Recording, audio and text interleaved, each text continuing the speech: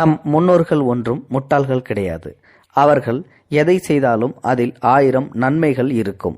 எந்த டெக்னாலஜியும் இல்லாத அந்த காலத்தில் எவ்வாறு நம் முன்னோர்கள் கிணறு வெட்டினார்கள் என்பது பல பேருக்கு தெரியாது.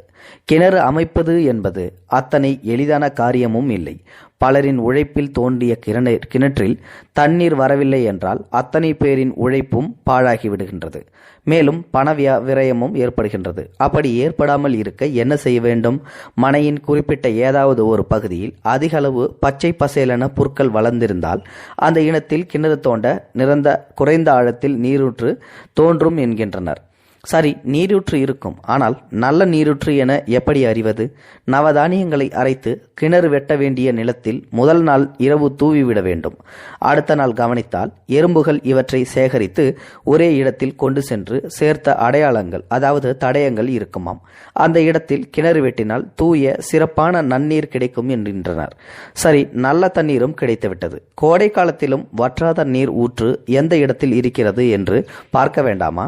கிணறு வெட்ட இருக்கும் நிலப்பகுதியை 4 பக்கமும் அடைத்துவிட்டு பால் சுரக்கும் பசுக்களை அந்த நிலத்தில் மேய விட வேண்டும். பின்னர் அந்த பசுக்களை கவனித்தால் மேய்ந்த பின் குளிர்ச்சியான இடத்தில் படுத்து அசை போடுகின்றனவாம். அவை அப்படி அசை படுக்கும் இடங்களை 4-5 நாட்கள் கவனித்தால் அவை ஒரே இடத்தில் தொடர்ந்து படுக்குமாம். அந்த இடத்தில் தோண்டினால் வற்றாத நீரூற்று கிடைக்குமாம். இனி இது மாதிரி நீங்களும் செய்து பார்க்கலாமே. நம் முன்னோர்கள் கண்டிப்பாக ஏதாவது ஒரு விஷயத்தை செய்தார்கள் என்றால் அதில் 1000 அர்த்தங்கள் இருக்குமாம். அந்த காலத்திலேயே டெக்னாலஜி இந்த அளவுக்கு வளர்ந்திருக்கிறது. கண்டிப்பா நம்ம முன்னோர்கள் முட்டாள்கள் ஒன்றும் கிடையாது. எந்த காரியத்தை செஞ்சாலும் அவங்க ஒரு அர்த்தம் இல்லாத செய்ய மாட்டாங்க. அது பல நன்மைகளை தான் வாழ்ந்து சேர்ந்துருக்கும்.